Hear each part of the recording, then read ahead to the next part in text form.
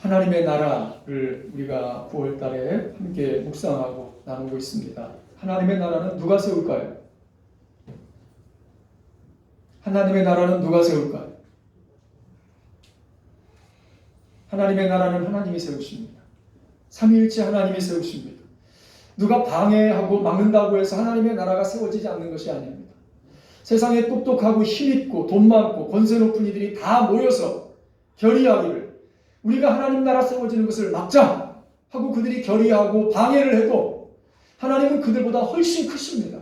하나님은 그분의 나라를 반드시 그분의 뜻대로 만들어 가실 것입니다. 그 하나님의 나라가, 하나님이 세우시는 하나님의 나라가 우리에게 다가오고 있습니다.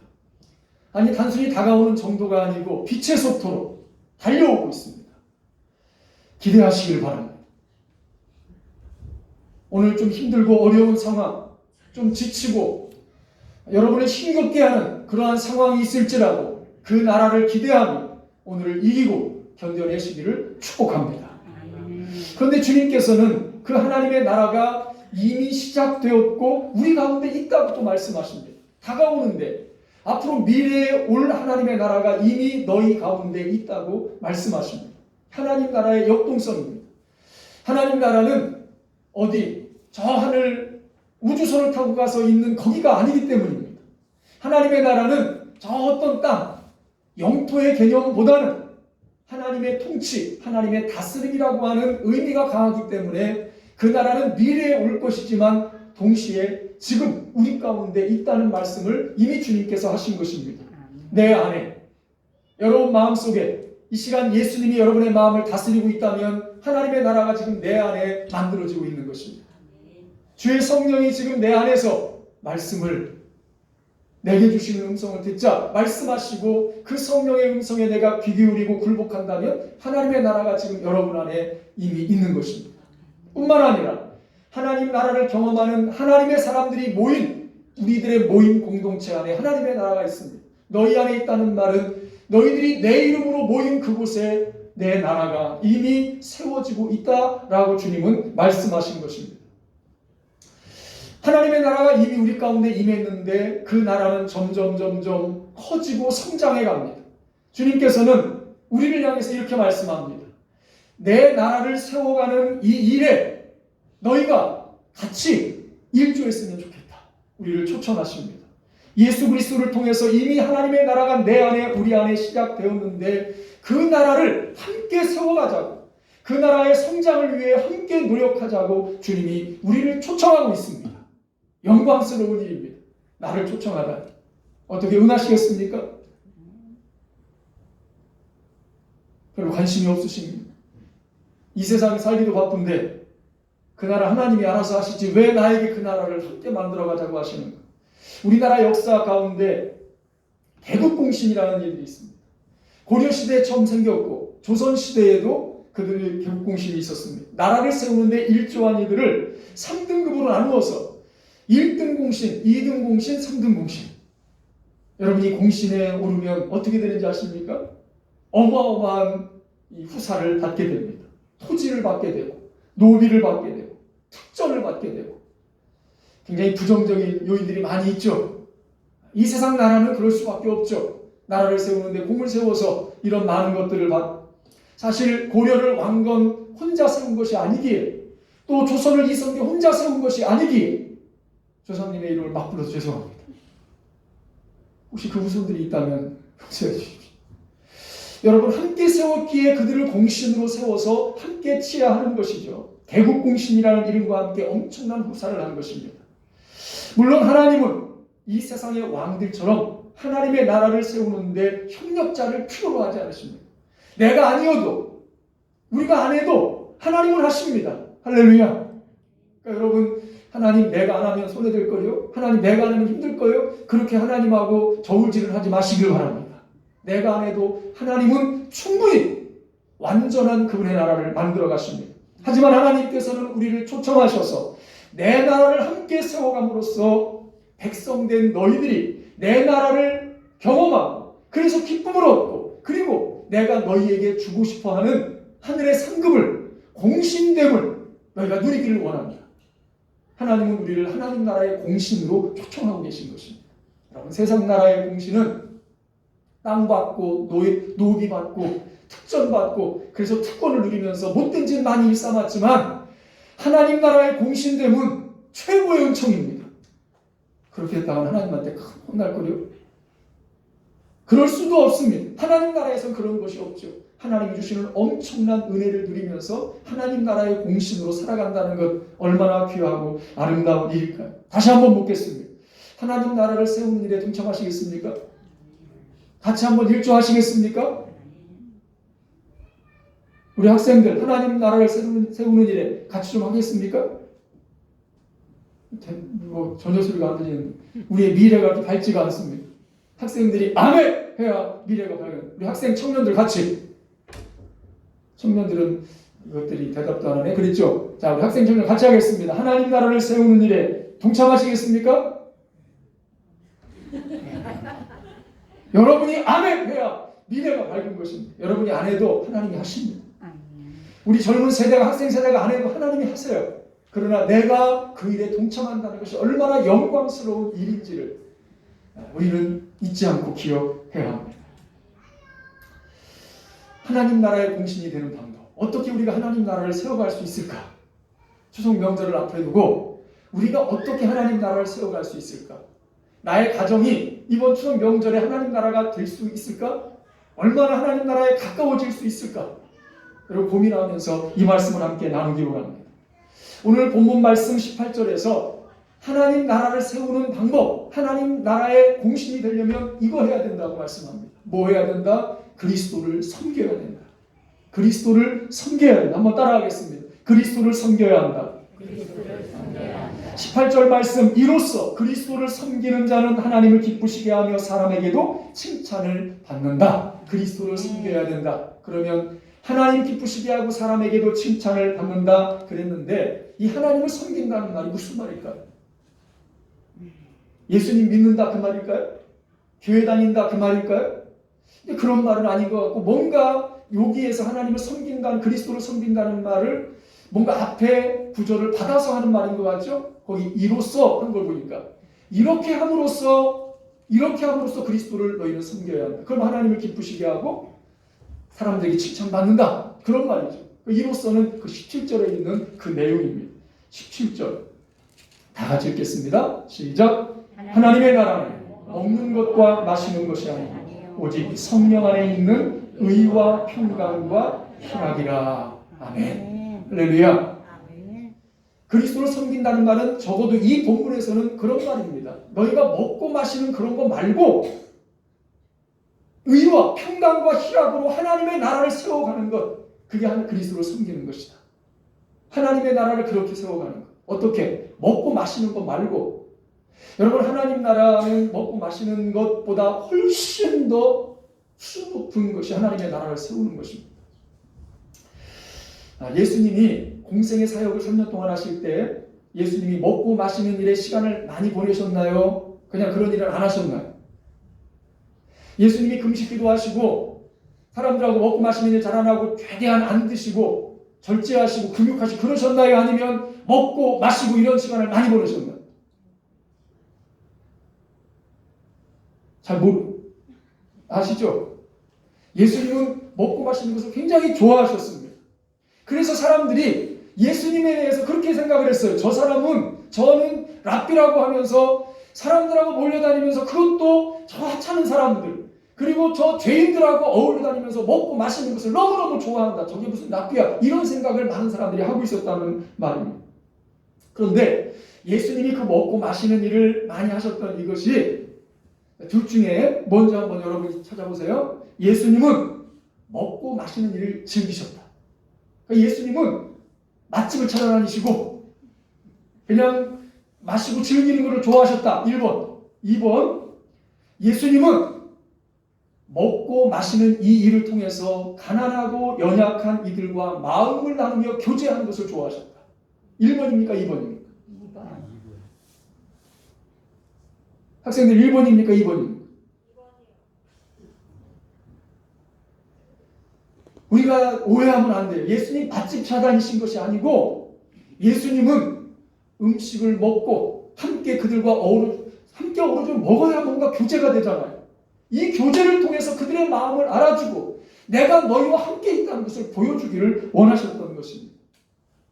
그리스도를 섬긴다는 말, 하나님 나라를 그래서 세워간다는 그 말은 비본질적인, 그러니까 겉으로 드러나기는 먹고 마시는 것이죠.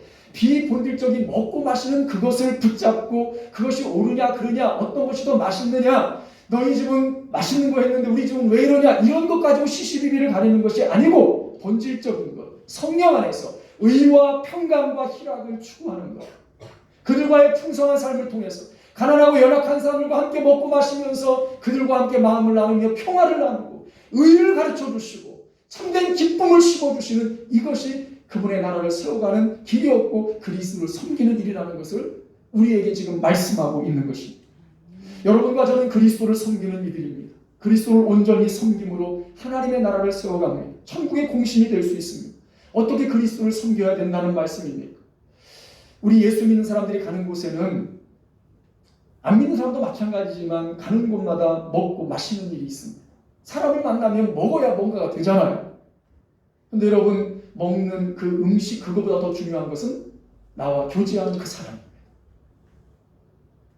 물 한 잔을 놓고도 풍성한 교제와 나눔과 섬김이 있을 수 있지만 만난 음식을 놓고도 서로 부러워하고 에이 뭐야 그럴 수도 있고, 여러분 어떤 것이 주 목적이냐 하는 말씀입니다. 교회 공동체가 모이면 먹고 마십니다. 먹고 마시는 일로 가득한 추석 명절을 우리가 앞에 두고 있습니다. 얼마나 좋은 일입니다. 그러나 그리스도를 섬기고 하나님 나라를 세워가는 성도 여러분, 먹고 마시는 그 자체가 본질이 아니고 성령 안에서 의와 평강과 희락으로 가득 채우는 것이 본질입니다. 저는 여러분이 가는 곳마다 그리스도를 섬기는 일이 그 안에서 이루어질 수 있기를 축복합니다. 여러분들이 있는 곳에서 그리스도를 섬기는 일이 하나님의 나라가 세워질 수 있기를 축복합니다. 그래서 내가 가는 곳마다 맛난 음식이나 내가 가는 곳마다 좋은 음식 먹고 그런 차원이 아니고 내가 가는 곳마다 하나님의 예수 그리스도를 통한 의의 놀라운 역사들이 드러나 내가 가는 곳마다 불화했던 가족들이 화평을 이루고 싸우고 불편했던 가족들이 서로 화목하고 다시 서로를 섬기는 마음으로 바뀌고, 그리고 마음이 눌리고 연약하고 힘들어했던 이들이 다시 그 안에서 희락을 회복하고 기쁨을 회복하며 그리스도 안에 있는 이 기쁨이 무엇인지를 전달해주고 전염시켜주는, 그래서 거기에 하나님 나라가 임하는 놀라운 역사를 만들어내는 여러분이 될 수 있기를 축복합니다. 사실 얼마나 맛나고 값진 음식이 있느냐가 문제가 아닙니다. 이 음식을 먹어도 되느냐 안 되느냐의 문제도 아닙니다. 성령 안에서 의로움이 드러나 화평이 가득하고 기쁨이 충만할 때 거기가 하나님 나라가 되는 것입니다. 여러분이 그 하나님 나라를 주도해 가시기를 축복합니다. 우리 홍원교회 성도가 있는 그곳에 하나님 나라가 이루어진다. 얼마나 여러분 가슴 뿌듯하고 감격적인 소문입니까? 홍원교회 다니는 사람들은 대체 그 교회에 뭐가 있길래, 거기에 뭐가 있길래 이 사람들이 오면, 이 교회 다니는 사람들이 오면 그 자리에 아름다운 빛이 날까, 기쁨이 막 솟아날까, 화평이 생기고 화목이 생기고 서로 간에 섬김과 아름다움이 있을까. 여러분의 모임 가운데 그리스도를 섬기는 놀라운 은혜가 가득하기를, 그래서 주님 나라의 공신으로 이름 올리시기를 축복합니다. 이미 이름 올리셨죠? 여러분의 이름이 더욱더 빛날 수 있기를 바랍니다. 조금만 더 구체적으로 오늘 본문 말씀은 그리스도를 섬긴다, 그래서 의와 평강과 희락이 가득하다 하는 이 말씀을 좀 더 구체적으로 오늘 본문에서는 사랑으로 행해야 한다 이렇게 말씀하고 있습니다. 15절 말씀을 세번역 성경으로 같이 한번 읽어보겠습니다. 다 같이 읽겠습니다. 시작. 그대가 음식 문제로 형제 자매의 마음을 상하게 하면 그것은 이미 사랑을 따라 살지 않는 것입니다. 음식 문제로 그 사람을 망하게 하지 마십시오. 그리스도께서 그 사람을 위하여 죽으셨습니다. 음식 문제로 인하여 형제 자매의 마음을 상하게 하면 그건 사랑을 따라 행하는 게 아닙니다. 사랑을 따라 행해야 합니다. 여러분, 먹는 음식보다 이 음식을 통해서 사랑을 실천해야지, 사랑을 따라 행하지 않으면 그거 안 된다. 이렇게 말씀하는 것인데 이 당시의 상황이 그들의 음식 문제가 그들에게 문제가 됐던 것은 지금 우리는 아주 신선한 음식을 사다 먹죠. 완전히 새 걸 사다 먹잖아요. 그러니까 우리에게 별로 문제가 안 되는데 그 당시에는 시장에서 고기를 샀다. 근데 이 고기가 그냥 고기가 아니고 무슨 고기요? 이 교도들이 제사를 드린 고기가 나와 있는 거예요. 그 이슬람 그 사람들이 그 사람들 먹는 식품이 있죠. 그것들은 그들이 그런 할 때 먼저 이렇게 재단에 올려서 뭘 하고 이렇게 갖다 놓는 것 같더라고요, 보니까. 그래서 그거를 뭐 먹으면 되고 안 되고 뭐 이런 얘기들이 우리나라에도 지금 이슬람이 이제 들어오고 하니까 대구에도 이슬람 사원이 세우려고 하고 그런다고 하더라고요. 왜 그런 걸 세우느냐고 막 하고 막 그러기도 하더라고요. 서로 이교도들에게 드려진 이교도의 신에게 드려진 음식들이 시장에 나와서 팔리는 거예요. 그건 사다가 이제 먹는데 여러분 이거 먹어도 됩니까? 안 됩니까?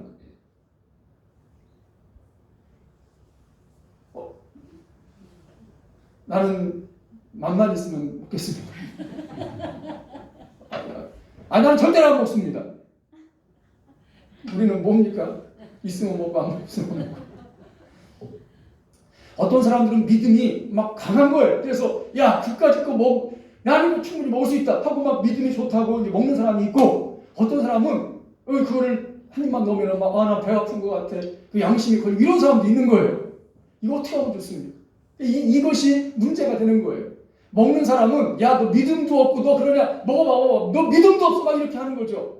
믿음이 약한 사람들은 또 이걸 고기에 그러니까 또 한 먹었다가 또 괜히 막 불안하고 양심에 걸리고 이런 일들이 이제 그 교회 공동체 안에 그리스도인들 안에 있었던 것입니다. 지금 이 로마서에서 이 말씀은 그렇게 말하는 거예요. 야 그거 먹고 안 먹고는 아무 문제 없다. 먹어도 그게 믿음으로 내가 먹는데 뭐가 문제냐. 그러나 형제를 그렇게 면박주고 형제를 그렇게 고통당하게 하고 두렵게 하면서 그걸 네가 굳이 먹어야 되느냐. 형제를 망하게 할 것이냐? 사랑을 따라 행하지 않는 그것이 문제다. 이 말씀을 하는 거예요. 먹고 안 먹고의 문제 그것이 본질이 아니고 그렇게 함으로써 형제를 망하게 하고 형제를 고통에 빠뜨리고 어렵게 하는 것 그것이 문제다. 우리는 가끔 어떤 문제를 흑백 논리로 평가하는 경우가 있습니다. 옳으냐 그르냐. 사실 주님께서 이렇게 말씀합니다. 이것이 옳으냐 그르냐의 문제가 아니고 그 뒤에 과연 사랑으로 그것을 행하는 것이냐 이것이 훨씬 더 중요하다는 것입니다. 먹고 안 먹고의 문제보다 사랑을 따라 행하지 않은 것이 문제라는 것입니다. 몇 가지 적용을 해봅니다. 명절이 되면 음식을 많이 먹습니다. 음식 문제죠.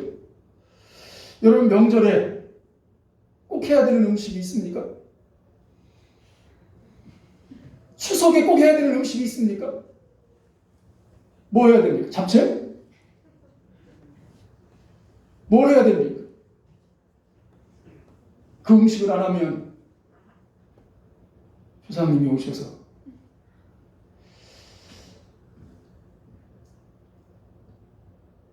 여러분 어떤 음식을 하느냐 하는 것은 문화의 문제입니다. 그렇게 중요한 문제가 아니에요. 사랑을 쫓아서 사랑을 따라서 하는 것 그것이 아름다운 것입니다. 저 옆집이 하는 그 맛있는 것을 우리도 해야 됩니까? 사랑을 따라서 사랑을 쫓아서 하는 것이 중요한 것입니다. 서로 짐이 되지 않도록 서로에게 아픔이 되지 않도록 그렇게 음식을 나누고 음식을 먹는 것이 지혜로운 일입니다. 사랑을 쫓아서 음식을 준비하고 나누는 것 우리 교회 공동체 안에서도 사랑이 담긴 음식이 맛나고 아름다운 것 아니겠습니까? 우리가 오랫동안 지금 식사 규제를 못하니까 너무 아쉽고 어렵잖아요. 사실 식사는 여기서 안 먹어도 잘 먹어요. 근데 왜 여기서 먹습니까? 왜 함께 식사를 합니까? 교제입니다. 서로를 나누는 것입니다. 함께하는 것입니다. 그것이 더 중요한 것이죠. 이제 머지않아 다시 교회에서 식사를 할 텐데 혹시 어느 날 식당에 앉아서 밥을 먹고 앉았는데 반찬도 너무 아닌 것 같고 맛도 없어요. 그럼 또 어떻게 해야 됩니까? 오늘 식사한 분이 누구지? 하고 쳐다보고 저 집사님이었구만. 그렇게 해야 되겠습니까? 일주일 내내 만난 거 먹으면서 거기서 좀 덜한 거 먹으면서 속으로 무슨 생각하면 됩니까? 야 집이 우리 집에 밥 해주는 분이 아주 음식을 정말 잘하는구나. 그렇게 마음 먹으면서 그래 이렇게 함께 먹어봐야 내가 이런 것도 알지. 그리고 속으로만 딱 생각하고 나갈 때는 잘 먹었습니다 하고 나가야지 또. 오늘 반찬이 왜 이래요? 그래야 되겠습니까? 여러분 그 음식 내용이 중요한 게 아니고 우리 안에 어떤 마음을 품고 있느냐가 중요하다는 말입니다. 우리의 전통과 문화 문제도 여기에 좀 적용시킬 수 있을 것 같습니다. 우리의 장례식, 결혼식, 성경 말씀인지 문화의 문제인지를 분별해서 문화의 문제이면 그것이 그렇게 중요한 게 아니에요. 정말 중요한지 않은지를 생각을 해서 사랑을 쫓아서 행해야 합니다. 서로 짐이 되지 않게. 장례식을 어떻게 할 것이냐, 어떤 절차를 따를 것이냐. 여러분 이것은 우리가 예의 있게 정중하게 그러나 사랑을 따라서 행하면 그것으로 충분합니다. 화장을 할 것이냐 매장을 할 것이냐. 여러분 결정하셨습니까? 나는 화장할 거다, 나는 매장할 거다. 결정하셨습니까? 생각 안 해보셨습니까? 내가 결정해도 아무 소용이 없더라고. 남은 사람이 하는 거니까. 여러분 그 문화가 중요한 게 아니고 가족들 안에서 서로 사랑으로 하나가 되어서 한 마음으로 서로를 존중하고 배려하면서 하느냐 그렇지 못하는 이게 중요하다 그런 말씀입니다. 그리스도인으로서 사랑을 쫓아 행하는 것이 훨씬 더 중요하다는 말씀입니다. 정치 문제 아주 민감한 문제죠. 여러분 교회 안에서 정치 얘기하는 거 참 어려운 일인데요. 여러분 한번 물어볼게요. 여러분 진보입니까 보수입니까? 겉으로 표시는 내지 마시고 그냥 속으로만 하니까 난 진보ide난 보수지. 여러분 여당입니까? 여러분 야당입니까? 이거 교회 안에서 잘못했다는 교회가 달라질 겁니다. 얼마나 강렬한지. 여러분 어느 쪽이 진리입니까? 진보가 진리입니까? 보수가 진리입니까? 진리 아닌 것 때문에 목숨 걸 필요는 없다는 얘기입니다. 내가 가진 신념, 나는 이쪽에 신념은 존중해줘야 합니다. 내 나름대로 추구하는 것도 분명한 것도 있을 수 있는 일입니다. 그러나 여러분 기억하십시오. 예수님이 진보를 위해 죽으셨습니까? 예수님이 보수를 위해 죽으셨습니까? 아니요. 예수님은 죄인 때문에 죽으셨습니다. 우리는 그리스도의 사랑을 쫓아서 나는 진보라는 신념을 가지고 있더라도 보수의 신념을 가진 사람을 존중하고 사랑할 수 있어야 합니다. 반대편에 있는 사람을 사랑할 수 있을 때 이것이 그리스도를 섬기는 것이고 이것이 하나님의 나라를 세워가는 일이라는 말입니다. 우리는 너무 극단적으로 갈려져 있습니다. 더 중요하지 않은 것 때문에 본질적이 아닌 것 때문에 본질적인 하나님의 나라를 무너뜨리고 있다 그런 말입니다. 주님 나라를 세우기 위해서 주님 나라의 공신이 되기 위해서 주님을 섬기는 사람이 될 수 있기를 축복합니다. 사랑을 행하는 사람, 사랑을 쫓아서 살아가는 사람, 사랑을 쫓아서 사람들을 바라보고 이웃을 바라보고 형제를 바라보며 가족들을 바라보며 살아가는 우리가 될 수 있기를 축복합니다. 오늘 본문은 한 가지를 더 구체적으로 이야기합니다. 서로 비판하지 말라. 따라하겠습니다. 서로 비판하지 말라. 13절 말씀을 우리가 세번역 성경으로 또 한번 읽겠습니다. 다 같이 읽습니다. 그러므로 이제부터는 서로 남을 심판하지 마십시오. 형제 자매 앞에 장애물이나 걸림돌을 놓지 않겠다고 결심하십시오. 비판하는 것, 심판하는 것입니다. 비판하는 것은 심판하는 것입니다. 상대를 정죄하는 것입니다. 여러분 심판은 누가 합니까? 우리가 쉽게 심판하고 비판하고 내 이름으로 정죄하지만 여러분 내가 죄인인데 내가 어떻게 심판합니까? 내가 죄인인데 어찌 내가 정죄합니까? 내가 동일한 죄인인데 어떻게 그렇게 할 수 있습니까? 심판은 하나님이 하십니다. 정죄는 하나님이 하시는 것입니다. 그분은 의로우시기 때문에 그분이 심판하십니다. 우리가 누구이기에 형제를 비판합니까? 사실 이 땅에서 우리가 분별하는 것은 대단히 중요합니다. 분별한다는 것은 성경에서도 장려하는 일입니다. 분별하는 것은 세상의 물정이나 돌아가는 형편을 그리고 옳고 그름을 사리에 맞도록 헤아리는 그런 의미를 가지고 있습니다. 분별하지 못하면 우리는 이 세대에 바른 그리스도인의 길을 걸어갈 수가 없습니다. 세상 속에서 그저 헤맬 수밖에 없습니다. 분별은 필요합니다. 옳고 그름을 분별해야 합니다. 이 사람의 말이 옳은지 그른지도 분별해야 합니다. 내가 따라갈 것인지 말 것인지를 분별해서 정해야 합니다. 그러나 판단은, 비판하는 것은, 심판하는 것은 비난하거나 정죄하기 위해서 쉽게 결단을 하고 속단을 내리는 것입니다. 이것은 상대를 비난하기 위해서, 정죄하기 위해서 내가 결정 내리는 것입니다. 성경은 이것을 금하고 있습니다. 마음에 들지 않으면 그 앞에 장애물을 두고 걸림돌을 두고 비판하고 판단하기 시작합니다. 정치인들이 이 일은 참 잘하는 것 같아요. 그래야 또 재미도 또 있죠. 뉴스에 그런 게 좀 나와요. 보면 눈에 뻔한데 그 앞에다가 걸림돌을, 장애물을 딱 놔두고 거기에 딱 걸려 넘어지면 그걸 잡아서 이제 계속 꼬투리를 잡아서 공격을 하죠. 이거 서로 하니까 뭐 이게 누가 잘했든 할 것도 없어요. 서로 그렇게 공격을 해서 내가 뭘 할 것인지, 내가 앞으로 미래를 위해 뭘 할 것인지, 이것보다는 상대방을 앞에 걸림돌을 두고 그거를 가지고 쥐어 짜내는 것이 우리의 사실은 대부분 사람들의 현실적인 모습이죠. 주님께서는 하나님 나라는 그런 데가 아니라고 말씀합니다. 그런 마음을 가지고 그런 생각을 가지고는 내 나라를 함께 세우는 일에 너희가 공신이 될 수 없다. 함께 할 수 없다고 말씀합니다. 사사기 12장에 보면 기가 막힌 얘기가 나옵니다. 이런 말씀이 있는 줄 여러분 잘 몰랐을 거예요. 한번 보실까요? 사사기 12장 6절 말씀. 같이 한번 읽겠습니다. 시작. 그에게 이르기를 쉿볼렛이라 발음하라 하여 에브라임 사람이 그렇게 바로 말하지 못하고 쉿볼렛이라 발음하면 길르앗 사람이 곧 그를 잡아서 요단강 나루턱에서 죽였더라. 그때 에브라임 사람의 죽은 자가 42,000명이었다. 이게 무슨 말입니까?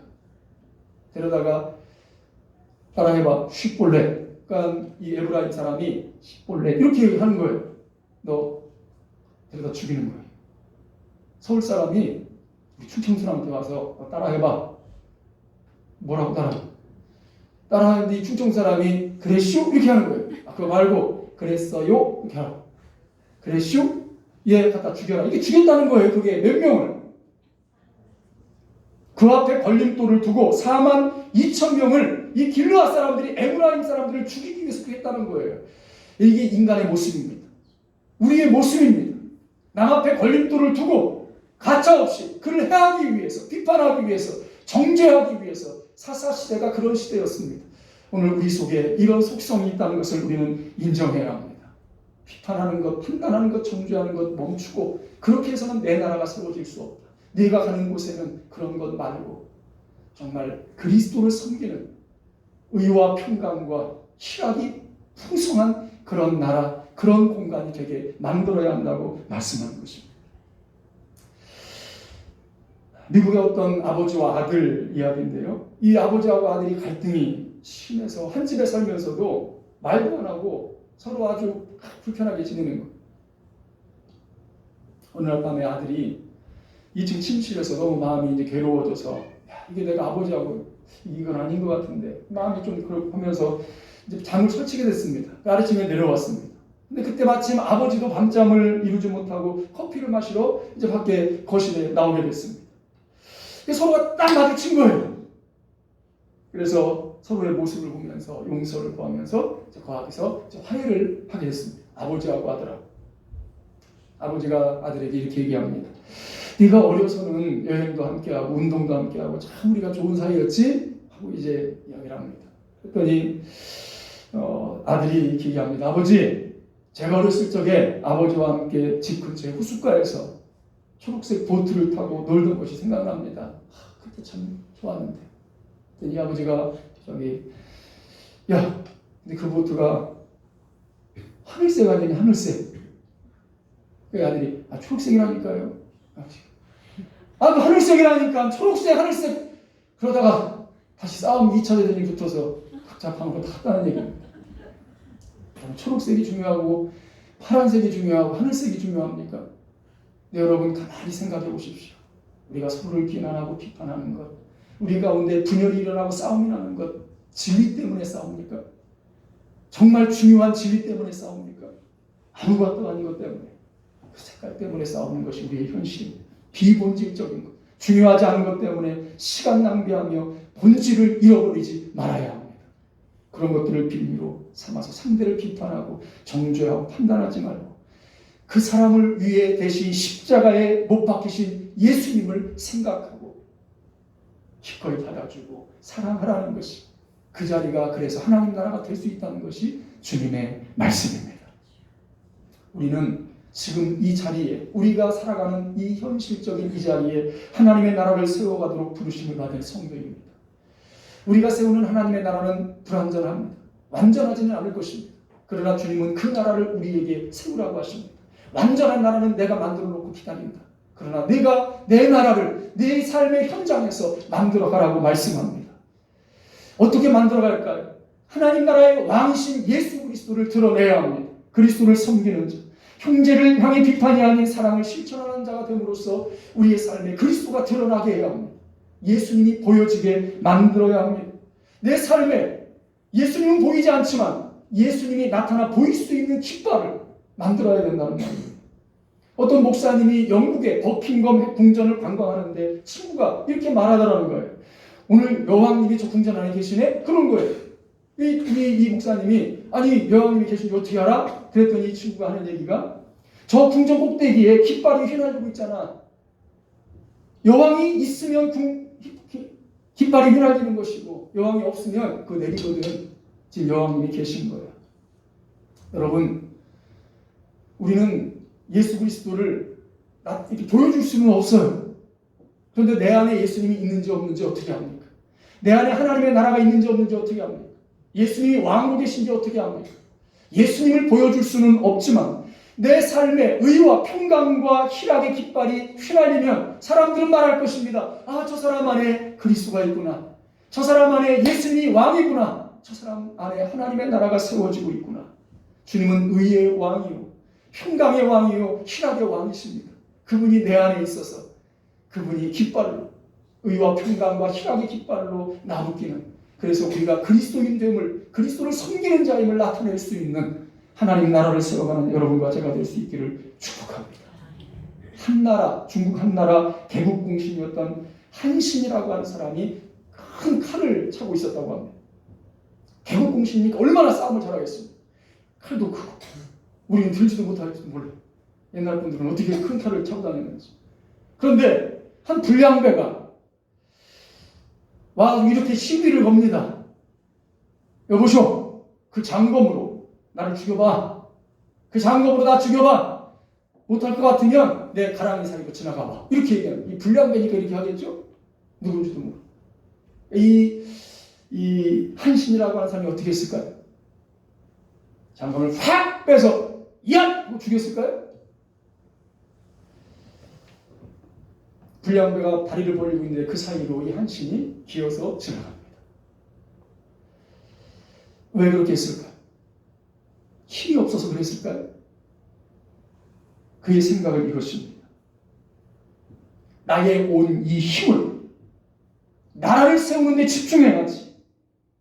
내가 그까지 너 하나 베는데, 너 같은 거 베는데 내가 힘을 쓰겠느냐? 내가 누구인지 증명하기 위해서 내가 너 하나 베는데 이 힘을 쓰겠느냐? 나는 이 거대한 나라를 세우는 일에 온 힘을 집중해야 된다. 여러분, 우리가 세워가는 하나님의 나라는 결코 그렇게 가벼운 나라가 아닙니다. 위대하고 영원하고 존귀한 나라입니다. 그 나라를 세워가는 우리가 자존심 좀 상한다고, 좀 내 기분 상한다고, 사랑을 포기하고, 섬기기를 포기하고, 주님의 이름 드러내기를 포기하고, 내 자존심을 살리기 위해서 함부로 하고, 비판하고, 정죄하고, 사랑을 멈추면, 여러분, 이것은 좀 소인배입니다. 하나님의 나라를 생각하십시오. 예수 그리스도를 왕으로 우리가 세우고 있다는 사실을 기억하십시오. 예수 그리스도의 왕 되심을 드러낼 수만 있다면 자존심을 버리고 가랑이 사이로 기어가는 것이 무엇이 문제가 되겠습니까? 유명한 알렉산더 대왕이 얼마나 참 큰 왕이었기에, 정복자였기에 대왕이라고 이름 붙였겠습니까? 그런데 그 병사 중에, 자기가 거느리는 병사 중에 한 병사의 이름이 알렉산더가 있었다.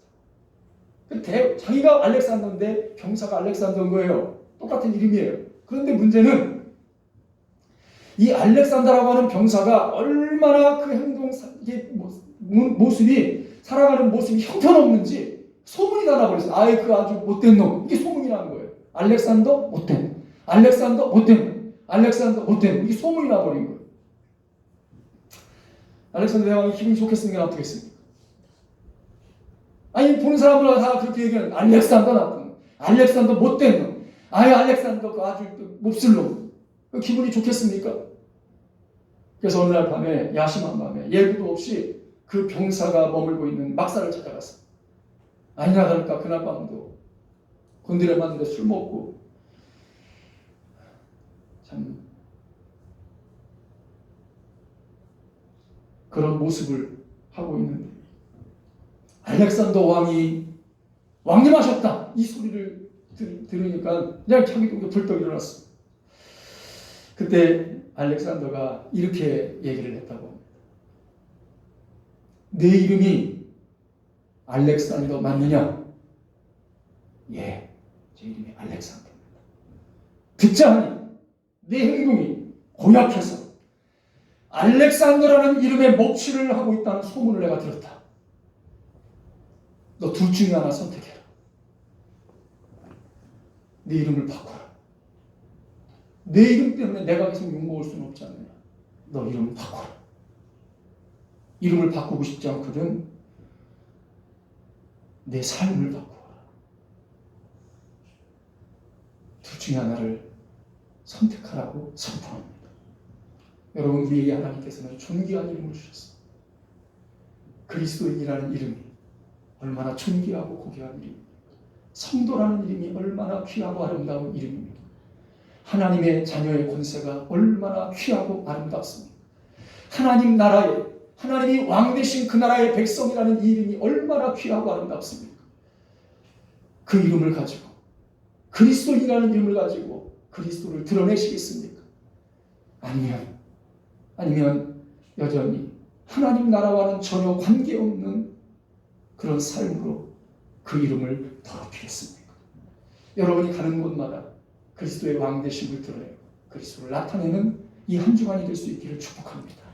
내가 가는 곳마다 내 안에 있는 그리스도가 드러나 그리스도의 깃발이 나부키고 예수님의 이름이 영광을 받고 예수님의 이름이 드러나는 그 삶을 하나님 앞에 올려드릴 때 우리는 하나님 나라의 공신이 되는 것입니다. 하나님 나라를 거기에 세우고 있는 것입니다. 내 안에 하나님의 나라를 만들어가고 있는 것입니다. 하나님은 그런 우리에게 날마다 새 힘을 더 공급해 주실 것입니다. 사랑을 실천합니다. 이 한 주간 하나님의 나라를 넓혀가는 은혜의 한 주간이 될 수 있기를 축복합니다. 기도하겠습니다. 아버지 하나님,